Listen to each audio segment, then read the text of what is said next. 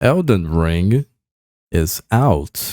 In fact, it has been out for like a year now, and I thought this was a perfect time to make a video sharing my thoughts about the game. Even though the game is out, I don't know why, but I feel like it still hasn't been released. It's almost as if the game we got is just a shadow of what the true Elden Ring would be like. Is this a symptom of overhype?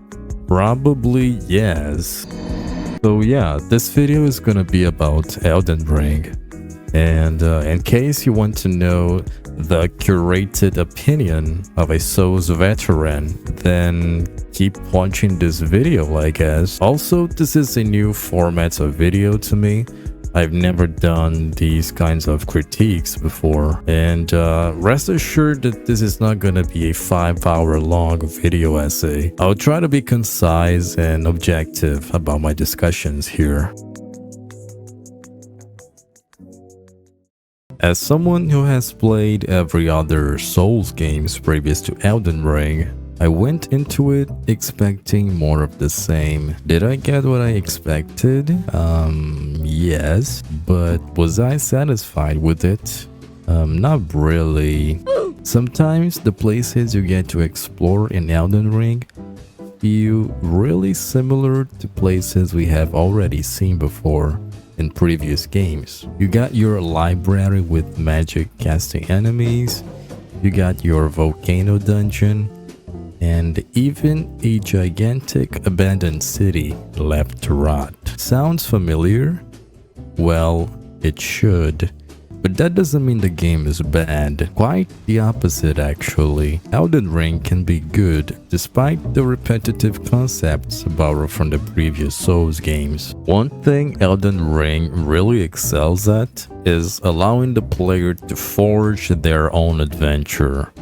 The player's sense of discovery and curiosity is what drives the game forward. The game doesn't just put a quest marker in your map and expect you to go there. It actually makes you place your own markers. To me, that just shows how confident From Software is about their game, and that they also respect the player's intelligence. Elden Ring, in its majority, is a combat game. And to me, that's completely fine since the game is labeled as an action RPG. But sometimes I wish it had a bit more depth to the stuff you do outside the combat. NPCs' interactions are still pretty much button presses and depleting their dialogue, which is a shame because this game has the world building, the lore, and the characters to be so much more than that. Seeing that George Martin was helping with the writing of this game, I went in expecting a bit more to dialogue and conversations with NPCs, but FromSoft just decided to play it safe and to focus on what they do best, which is combat. And they absolutely nailed it in that department, at least PvE wise. I'm not gonna comment on PvP in this video.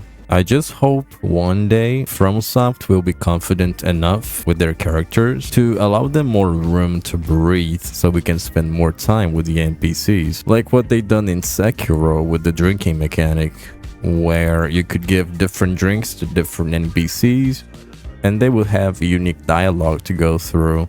I thought that was a pretty cool idea, and I wish there was something like that in Elden Ring. I don't know, it just feels a bit disappointing. This may come off as a bit of a rant, but something I've seen people praising Elden Ring for is the fact that they didn't put weapons and cosmetics behind paid DLC content, which I think is a bit absurd. I don't think people should praise game developers and publishers and games for just doing the bare minimum. Paid DLCs only became normal because the gamers bought into it.